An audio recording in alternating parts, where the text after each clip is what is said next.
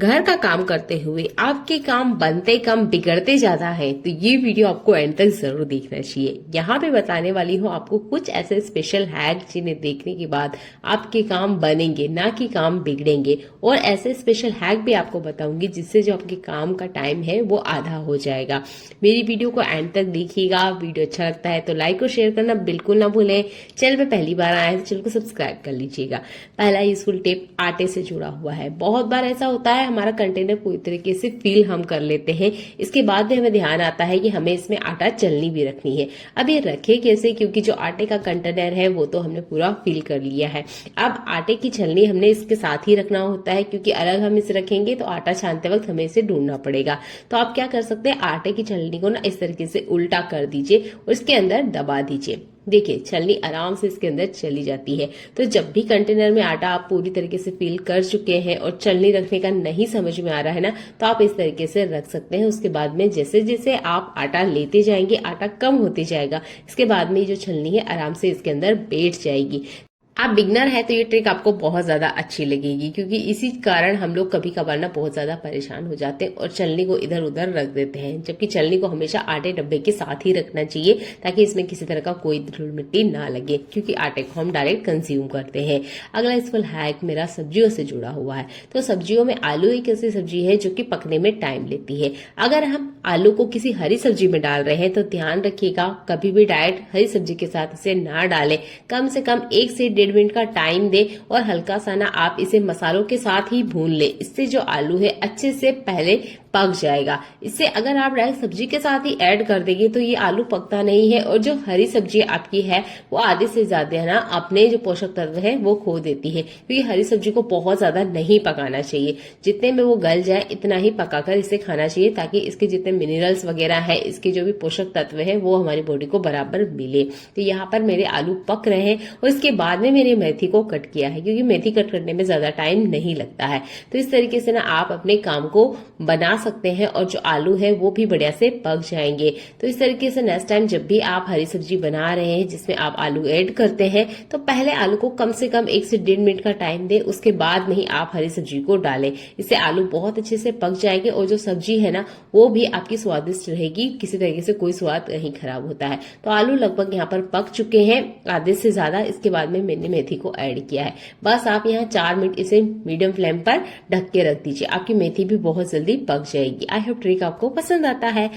बच्चे हो बड़े हो सबको आलू की चिप्स बहुत ज्यादा पसंद होती है। कभी कभार ऐसा होता है कि आलू चिप्स घर में नहीं है, तब हम आलू चिप्स ना इस तरीके से फ्राई पैन के ऊपर भी आराम से बना सकते हैं। तो यहाँ पर बहुत ज्यादा तेल नहीं लगेगा, नाम मात्र का तेल लगेगा और जो आपके आलू की चिप्स है घर में ही रेडी हो जाएंगे। बहुत बार हम मार्केट से ले आते हैं, पर हर बार मार्केट का चिप्स खाना अच्छा बात नहीं है। तो आप कोशिश कीजिएगा घर पे ही नॉर्मल आलू को इस तरीके से कट कर लीजिए और इसके बाद में तवे पर हल्का सा तेल डालते हुए आप इसे फ्राई कर लीजिए। डीप आपने तेल में फ्राई नहीं करना है, क्योंकि हर टाइम आप इतना तेल बच्चों को खाने के लिए देंगे तो उनके हेल्थ को नुकसान करेगा। तो इस तरीके से कम तेल में आप इसे तल सकते हैं और ये इसका स्वाद भी बहुत अच्छा होता है।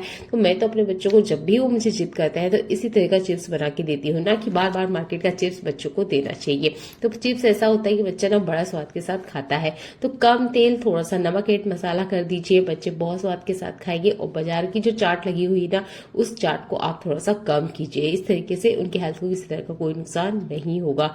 आप एक बूंद भी तेल ऑयल नहीं यूज करना चाहते हैं तो इसे आप माइक्रो ओवन में भी बेक कर सकते हैं। बस इस तरीके से ना थोड़ी कुरकुरी नहीं होगी, पर हाँ माइक्रो ओवन में भी बहुत अच्छे से ये पक जाती है। तो डिपेंड करता है आप बच्चों को कैसे खिलाना चाहते हैं। अगला इसफल हैक, जब भी आप किचन में काम कर रहे होते हैं, अगर आपके पास 1 से 2 मिनट का भी टाइम है तो उस टाइम को बिल्कुल वेस्ट मत कीजिए। किचन काउंटर को सबसे पहले क्लीन कीजिए। तो यहाँ पर मेरे पास जैसे ही वक्त होता है या मुझे अपने हाथ क्लीन करने होते हैं, मेरे में तो ये बहुत ज्यादा आदत है कि किचन में काम करते हुए कम से कम 10 बार तो मेरे हाथ क्लीन होते ही होंगे। तो यहाँ पर मैंने अभी दूध को बॉईल किया है और सब्जी बनाई है। रोटी लगभग मेरे को आधा घंटे बाद बनाना है। तो ऐसे ही किचन काउंटर को छोड़ देंगे तो किचन काउंटर बहुत ज्यादा मैसी होता है। अगली बार जब हम किचन में आते हैं तो किचन में काम करने का बिल्कुल मन नहीं करता है।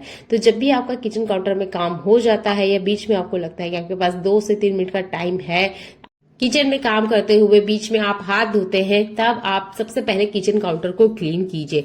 आप क्लीन करते होंगे तब आप कोशिश कीजिए कि किचन सिंक में जितने बर्तन है कम से कम 2 से 3 बर्तन है तो भी उन्हें हैंड टू हैंड क्लीन कर ले, क्योंकि जब हम हमारे हाथों को क्लीन करते हैं ना तो हमारे हाथों को नॉर्मल ऐसे तो पानी से नहीं क्लीन कर लेते हैं, स्पेशल हैंड वॉश का यूज करते हैं। तो हैंड वॉश तो मुझे करना ही है, किचन काउंटर को भी मैंने क्लीन करना है। तो यहाँ पर मैंने हाथों हाथी जो 2-3 बर्तन रखे हुए हैं इनको भी क्लीन कर दिया है। ये छोटी छोटी सी आदतें हैं, अगर आप इसे अपनाते हैं तो आपका किचन हमेशा क्लीन रहेगा। किचन काउंटर और किचन सिंक जितना खाली रहेगा उतना आपका किचन में काम करने का मन करेगा। जितने यहाँ पर आप चीजें रखेंगे, जितने बर्तन आप एक्स्ट्रा इसके ऊपर रखेंगे, उतना ही किचन में काम करने का सच्ची में मन बिल्कुल नहीं करता है। तो कोशिश कीजिए इस तरीके से जब भी आप किचन में काम करते हुए बीच में हाथ क्लीन कर रहे हैं, छोटे छोटे बर्तनों को आप छोटे छोटे पार्ट में क्लीन करते रहे।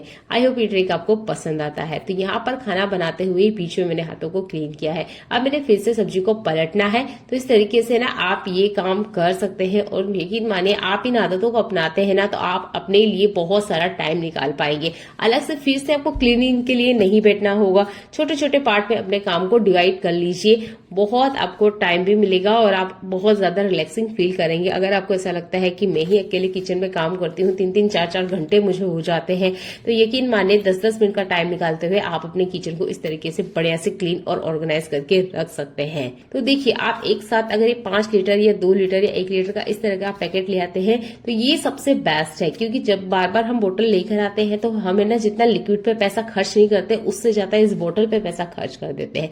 तो ये जो एक बोतल है ये सिर्फ 700 ml की है और ये जो पूरा पैकेट है ये 1 लीटर का है। प्राइस में बहुत ज्यादा फर्क नहीं है, 30 रुपए का फर्क है। तो आप सोच सकते हैं कि हम 30 रुपया ज्यादा देकर पूरा 1 लीटर का पैकेट ले आए हैं। तो यहाँ पर मुझे 250 ml लिक्विड ज्यादा मिला है। तो मैं हमेशा ना पूरा पैकेट लाने की कोशिश करती हूँ बजाय इस तरह की बोतल का। तो यहाँ पर मैं आपको सिर्फ 100 ग्राम लिक्विड से पूरा बोतल फिलअप करके बताने वाली हूँ और इस पैकेट को लगभग मैं 3 महीना चलाती हूँ। कैसे? तो ये ट्रिक आपको जरूर जाननी चाहिए, क्योंकि इसे अपनाने के बाद आपके बहुत सारे पैसों की बचत होने वाली है। तो यहाँ पर मैंने लिया है लगभग 100 ग्राम के आसपास बर्तन लिक्विड। इतना ही हमने लेना है व्हाइट विनेगर, जिसे व्हाइट सिरका भी कहते हैं, चाइनीज खाने में यूज होता है। तो इतना ही लेना है जितना कि आपने यहाँ पर बर्तन लिक्विड लिया है। अगर आप ज्यादा क्वांटिटी में बना रहे हो तो आप यहाँ पर ज्यादा भी ले सकते हो। यहाँ पर 100 ग्राम लिक्विड से ही हम पूरी बोतल को रिफिल कर लेंगे और बर्तन धोने के तरीके में और इसके जो पावर में किसी तरीके से कोई फर्क आपको जरा सा भी नजर नहीं आएगा। तीसरा इंग्रेडिएंट जो हमने लिया है वो है नमक। ये पाउडर फॉर्म में है, डायरेक्ट हम इसे डालने जाएंगे इस तरह की बोतल में तो ये फैल जाता है। तो आपने इसे पहले पानी में घोल लीजिए, इसके बाद में आपने बोतल के अंदर डालना है। इससे नमक बिल्कुल भी काउंटर पे नहीं फैलेगा। तो जब भी इस तरीके से नमक आपको बोतल में डालना हो तब आप इस ट्रिक को यूज कर सकते हैं। तो यहाँ पर मैंने अच्छे से इसे मिक्स कर लिया है और अब यहाँ पर हमने इसे अच्छे से पानी से फील कर लेना है। बर्तन को क्लीन करने के लिए जितने इंग्रेडिएंट हमने इसमें ऐड करना था वो सारे हमने ऐड कर लिए हैं। नमक है, विनेगर है और बर्तन लिक्विड है। बस पानी ऐड करते हुए अच्छे से इसे मिक्स कर लेना है। अगर आपको लगता है कि ये फिर भी वर्क नहीं कर रहा है तो यहाँ पर आप आधी चम्मच मीठा सोडा भी ऐड कर सकते हैं, जो कि अच्छे से दाग धब्बे को फुला देता है। वैसे भी ये जो ट्रिक है 100% वर्क करती है, क्योंकि मैं इसी तरीके से अपने बर्तनों को क्लीन करती हूँ और 1 लीटर पाउच को 3 महीने तक चला लेती हूँ। तो देखिए बच्चों को अगर हम ये कहेंगे ना कि हम आलू पराठा बना रहे हैं, मेथी पराठा बना रहे हैं, गोभी पराठा बना रहे, बच्चे 90% यही कहेंगे हमको पराठा नहीं खाना है। आप इससे अच्छा तो पिज्जा ऑर्डर कर दीजिए, हमको पिज्जा खाना है। तो हम भी इंडियंस मम्मी है तो बार बार मैदे का खाना तो बच्चे को नहीं देंगे। तो नॉर्मल जो रोटी है ना इसी को चलो आज हम पिज्जा बनाते हैं। तो है ना आप भी ऐसे बना के बच्चे को खिला सकते हैं, बच्चा बड़ा चाव से खाएगा। तो नॉर्मल जो आपका तवा है वो आपने यूज करना है। मेरे पास नॉन स्टिक तवा है, इसका ही मैं यूज करके आपको बता रही हूँ। तो मेरे पास भी बहुत ज्यादा इंग्रेडिएंट नहीं है पिज्जा में डालने के लिए, पर जो है उसी से हम पिज्जा बनाने वाले हैं। तो मैंने एक आलू लिया, अच्छे से कट किया और इस तरीके से ना चिप्स में पहले हल्का सा इसे भून लिया है। यानी कि हमने जो आलू है वो 80% अच्छे से पका लेना है। नॉर्मल जो आटे की रोटी हमने बनाई है वो हमने इसके ऊपर डालनी है और फोक की मदद से यहाँ पर हमने इसमें छेद कर लेना है। इस तरीके से जब आप छेद करेंगे तो ये ना रोटी की शेप में नहीं आएगी, यानी कि ये फूलेगी नहीं। अगर आप इसमें छेद नहीं करते हैं तो ये रोटी की तरह फूल जाएगी और बच्चे आराम से पहचान जाएंगे कि ये पिज्जा नहीं रोटी ही है। इसके बाद में आपके पास टोमेटो केचप है या पिज्जा सॉस है वो इस पे बेस लगा दीजिए। वैसे इसके बाद में जो भी आपके पास टॉपिंग के लिए चीजें हैं, अगर आपके पास शिमला मिर्ची है, जो भी आप ऐड करना चाहते हैं वो चीजें इसके ऊपर डाल सकते हैं। तब मैं बड़ा ही सिंपल सा बना के बता रही हूँ। तो यहाँ पर मैं डाल रही हूँ प्याज को। आपके पास शिमला मिर्ची है तो आप जरूर से ऐड कीजिएगा। इसकी टॉपिंग थोड़ी सी अच्छी लगे इसलिए मैंने यहाँ पर प्याज को रफली थोड़ा सा बड़ा बड़ा कट के इस तरीके से डाल दिया है। इसके बाद में आपके पास चीज है तो वो आप इसके ऊपर जरूर डालिएगा। मेरे पास थोड़ा सा यहाँ पर अमूल चीज है तो मैं इसे इस तरीके से स्प्रिंकल इसके ऊपर कर रही हूँ, थोड़ा सा हार्ड फॉर्म में बड़ा बड़ा तोड़ के। इसके बाद में आप थोड़ा सा पिज्जा का फ्लेवर देने के लिए यहाँ पर ऑर्गेनो को ऐड कर सकते हैं। ये मेरे पास है, आपके पास नहीं है तो आप इसे स्किप भी कर सकते हैं। थोड़ा सा रेड चिली पाउडर आप इसके ऊपर स्प्रिंकल कर दीजिए, थोड़ा सा नमक स्प्रिंकल कर दीजिए और ये देखिए आपका जो होममेड पिज्जा है 10 मिनट के अंदर ही बनके रेडी हो गया है। आई होप ट्रिक आपको पसंद आती है, इसे आप अपनाएंगे जरूर करके देखिएगा, क्योंकि बार बार बच्चे रोटी खाना पसंद नहीं करते हैं तो रोटी को ना आप इस तरीके से बच्चों को आराम से खिला सकते हैं। हरी पत्तेदार सब्जी को क्लीन करना आसान नहीं होता है, बहुत ज्यादा ये पानी लेती है, उसके बाद भी अच्छे से क्लीन नहीं होती है। तो एक ही बार में मैं हरे पत्तेदार सब्जी को क्लीन कर लेती हूँ, आप भी इसे अपना सकते हैं। तो देखिए, अगर आपका किचन सिंक आप गंदा रखते हैं तब तो इस ट्रिक को बिल्कुल यूज मत कीजिएगा। मेरे किचन सिंक को लगभग मैं 3 टाइम क्लीन करती हूँ जब भी मुझे इसमें बर्तन क्लीन करने होते हैं। हरी सब्जी हुआ, फ्रूट हुआ, इन्हें धोने के लिए मैं कभी किचन से बाहर नहीं जाती हूँ, इन्हें मैं किचन में ही अच्छे से क्लीन कर लेती हूँ। जितने मेरे बर्तन क्लीन रहते हैं ना उतना ही मेरा किचन सिंक भी क्लीन रहता है। तो इस तरीके से मैंने इसका कैप लगा दिया है। इसके बाद में हम इसे अच्छे से पानी से भर लेंगे। इसके बाद में आपने हरी सब्जी इसके अंदर डाल देना है। आप देखेंगे हरी सब्जियां ना एक ही बार में बहुत बड़े अच्छे से क्लीन हो जाती हैं। मेरे को तो ये ट्रिक बहुत ज्यादा पसंद आता है क्योंकि मेरी सब्जियों को मैं नॉर्मली इसी तरीके से क्लीन करती हूँ। तो मैंने यहाँ पर करीबन आधा सिंक भर दिया है। इसके बाद में जितनी भी हरी सब्जियां हैं मैं अच्छे से इसमें क्लीन कर लेती हूँ। तो आई होप ट्रिक आपको पसंद आती है। आप किचन सिंक का इस तरीके से यूज कर सकते हैं हरी सब्जियों को क्लीन करने के लिए। जैसे कि मैंने कहा, अगर आपको लगता है आपका किचन सिंक क्लीन नहीं है तो इस ट्रिक को आप स्किप भी कर सकते हैं। मेरे किचन सिंक को मैं बहुत अच्छे से क्लीन रखती हूँ, इसलिए मैं यहाँ पे हरी सब्जियों को क्लीन करके आपको दिखा रही हूँ। बस एक ही बार में अच्छे से बढ़िया से क्लीन हो गया है। इस तरीके से आप इसके जो बचे हुए पानी है इससे आप एक बर्तन भी अच्छे से क्लीन कर सकते हैं। इसके बाद में आप डिश वॉश से बर्तन को अगेन सेकेंड टाइम अच्छे से वॉश कर लीजिएगा। अगर आपको अच्छा लगता है तो शेयर कर दीजिएगा। चैनल में पहली बार आए तो चैनल को सब्सक्राइब कर लीजिएगा। चलिए मिलते हैं अगली ऐसी यूजफुल वीडियो में जो आपके घर और किचन की लाइफ को आसान बनाए। देखने के लिए आपका बहुत सारा धन्यवाद।